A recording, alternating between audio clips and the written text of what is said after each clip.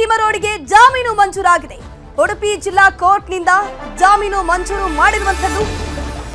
B L Santosh ವಿರುದ್ಧ ಅವಹೇಳನಕಾರಿ ಕೇಸ್ಗೆ ಸಂಬಂಧಪಟ್ಟಂತೆ ಈಗ ಉಡುಪಿ ಜಿಲ್ಲಾ ಕೋರ್ಟ್ ಏನಿದೆ, ಮಹೇಶ್ ಶೆಟ್ಟಿ ತಿಮರೋಡಿಗೆ ಜಾಮೀನು ಮಂಜೂರನ್ನ ಮಾಡಿರುವಂತದ್ದು. ಈಗಾಗಲೇ ಮಂಜೂರು ಆಗಿದೆ. ಇವತ್ತು ವಿಚಾರಣೆ ಇತ್ತು ಜಾಮೀನಿಗೆ ಸಂಬಂಧಪಟ್ಟಂತೆ. ಇವತ್ತಿನ ಉಡುಪಿ ಜಿಲ್ಲಾ ಕೋರ್ಟ್ನಿಂದ ಮಹೇಶ್ ಶೆಟ್ಟಿ ತಿಮರೋಡಿಗೆ ಜಾಮೀನು ಮಂಜೂರು ಆಗಿರುವಂತದ್ದು. ಬಿಜೆಪಿಯ ರಾಷ್ಟ್ರೀಯ ಸಂಘಟನಾ ಪ್ರಧಾನ ಕಾರ್ಯದರ್ಶಿ ಆಗಿರುವಂತಹ ಬಿಎಲ್ ಸಂತೋಷ್ ವಿರುದ್ಧ ಮಹೇಶ್ ಶೆಟ್ಟಿ ತಿಮರೋಡಿ ಏನಿದ್ದಾರೆ, ಒಂದು ಅವಹೇಳನಕಾರಿಯಾಗಿರುವಂತಹ ಒಂದು ಹೇಳಿಕೆಯನ್ನ ಕೊಟ್ಟಿದ್ದು. ಅದರ ಜೊತೆಗೆ ಸದನದಲ್ಲೂ ಕೂಡ ಇದರ ಹಿಂದೆ ಇನ್ನೊಂದು ಹೇಳಿಕೆ ಕೊಟ್ಟಿದ್ರು. ಸಿಎಂ ಒಂದಷ್ಟು ಕೊಲೆಗಳನ್ನ ಮಾಡಿದ್ದಾರೆ ಅನ್ನುವಂಥ ವಿಚಾರಕ್ಕೆ ಸಂಬಂಧಪಟ್ಟಂತೆ ಸದನದಲ್ಲಿ ಚರ್ಚೆ ಆಗಿತ್ತು. ರಾಜ್ಯಾದ್ಯಂತ ಮಹೇಶ್ ಶೆಟ್ಟಿ ತಿಮರೋಡಿ ವಿರುದ್ಧವೇ ಒಂದು ಹೇಳಿಕೆಗಳು ಕೇಳಿ ಬರ್ತಾ ಇತ್ತು. ಅದಾದ್ಮೇಲೆ ಬಿಎಲ್ ಸಂತೋಷ್ ವಿರುದ್ಧವಾಗಿ ಒಂದು ಅವಹೇಳನಕಾರಿ ಹೇಳಿಕೆಯನ್ನು ಕೊಡ್ತಾರೆ. ಈ ಒಂದು ಪ್ರಕರಣಕ್ಕೆ ಸಂಬಂಧಪಟ್ಟಂತೆ ಬ್ರಹ್ಮಾವರದಲ್ಲಿ ಒಂದು ಬಿಜೆಪಿ ಕಾರ್ಯಕರ್ತರು ಬಂದು ಒಂದು ಕಂಪ್ಲೇಂಟ್ ಅನ್ನ ಫೈಲ್ ಮಾಡ್ತಾರೆ. ಅವಹೇಳನಕಾರಿ ಹೇಳಿಕೆಯನ್ನು ಕೊಟ್ಟಿದ್ದಾರಲ್ವಾ, ತಿಮರೋಡಿ ವಿರುದ್ಧ ಕಾನೂನು ಕ್ರಮ ಆಗಬೇಕು ಅಂತ ಆಗ್ರಹ ಮಾಡ್ತಾರೆ. ಅದಾದ್ಮೇಲೆ ಒಂದಷ್ಟು ಪ್ರತಿಭಟನೆಗಳಾಗುತ್ತೆ. ಅದಾದ್ಮೇಲೆ ಬ್ರಹ್ಮಾವರದ ಪೊಲೀಸರು ಒಟ್ಟು 30 ಪೊಲೀಸರು ಒಟ್ಟಿಗೆ ಬಂದು ಮಹೇಶ್ ಶೆಟ್ಟಿ ತಿಮರೋಡಿಯ ನಿವಾಸಕ್ಕೆ ಬರ್ತಾರೆ. ಅಲ್ಲಿ ಬಂದಾದ್ಮೇಲೆ ನಿಮ್ಮನ್ನ ಅರೆಸ್ಟ್ ಮಾಡಬೇಕು, ನಿಮ್ಮ ವಿರುದ್ಧ ಕಂಪ್ಲೇಂಟ್ ಆಗತ್ತೆ ಅಂತ ಹೇಳ್ತಾರೆ. ಈ ಸಂದರ್ಭದಲ್ಲಿ ಮಹೇಶ್ ಶೆಟ್ಟಿ ತಿಮರೋಡಿ ನಿವಾಸದಲ್ಲಿ ದೊಡ್ಡ ಹೈಡ್ರಾಮವೇ ಆಗುತ್ತೆ.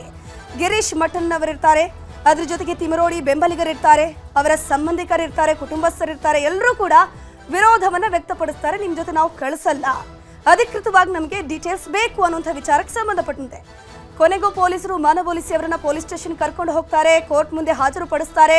ಕೋರ್ಟ್ ಕೂಡ 14 ದಿನಗಳ ನ್ಯಾಯಾಂಗ ಬಂಧನವನ್ನ ವಿಧಿಸುತ್ತೆ. ಅದಾದ್ಮೇಲೆ ಕಸ್ಟಡಿ ಕೊಡಿ ನಮಗೆ, ಪೊಲೀಸರು ಕೇಳ್ತಾರೆ, ನಮ್ಗೆ ಇನ್ನಷ್ಟು ತನಿಖೆ ಆಗಬೇಕು ಈ ವಿಚಾರಕ್ಕೆ ಸಂಬಂಧಪಟ್ಟಂತೆ ಅಂತ. ಸದ್ಯಕ್ಕೆ ಈಗ ತಿಮರೋಡಿಗೆ ಜಾಮೀನು ಮಂಜೂರು ಆಗಿರುವಂತದ್ದು. ಇನ್ನು ಒಂದಷ್ಟು ವಿಚಾರಗಳನ್ನ ಕೋರ್ಟ್ ಕೂಡ ಮೆನ್ಷನ್ ಮಾಡಿದೆ. ಬಂಧಿಸಿದ ಪ್ರಕ್ರಿಯೆ ಕ್ರಮಬದ್ಧವಾಗಿಲ್ಲ, ಮೊದಲು ನೋಟಿಸ್ ಅವಧಿ ಮುಗ್ದಿರ್ಲಿಲ್ಲ ಅಂತ ಹೇಳಿ ಮೆನ್ಷನ್ ಅನ್ನ ಮಾಡಿರುವಂತದ್ದು ಕೋರ್ಟ್.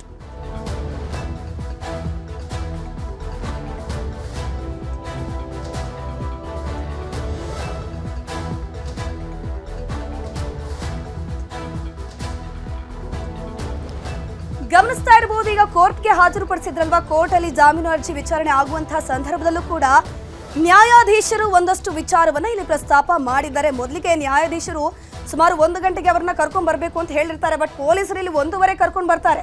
ಇದರಿಂದ ನ್ಯಾಯಾಧೀಶರು ಕೂಡ ಇಲ್ಲಿ ಗರಂ ಆಗಿರುವಂತದ್ದು. ಅದಾದ್ಮೇಲೆ ಒಂದಷ್ಟು ಅಂಶಗಳನ್ನ ಉಲ್ಲೇಖ ಮಾಡ್ತಾರೆ ಪೊಲೀಸರ ವಿರುದ್ಧವಾಗಿ. ಇಲ್ಲಿ ಬಂಧಿಸಿದ ಪ್ರಕ್ರಿಯೆ ಏನಿದೆ ಅದು ನೀವು ಕ್ರಮಬದ್ಧವಾಗಿ ಮಾಡಿಲ್ಲ, ಮೊದಲ ನೋಟಿಸ್ ಅವಧಿ ಮುಗ್ದಿರ್ಲಿಲ್ಲ, ಮತ್ತೊಂದು ನೋಟಿಸ್ ಅನ್ನ ಕೊಟ್ಟಿದ್ದಾರೆ, ತಿಮರೋಡಿ ಹೇಳಿಕೆಯಿಂದ ಕೋಮು ಗಲಭೆ ಆಗ್ಲಿಲ್ಲಲ್ಲ ಇಲ್ಲಿ ಅನ್ನುವಂಥದ್ದನ್ನ ಇವರು ಮೆನ್ಷನ್ ಮಾಡಿರುವಂಥದ್ದು.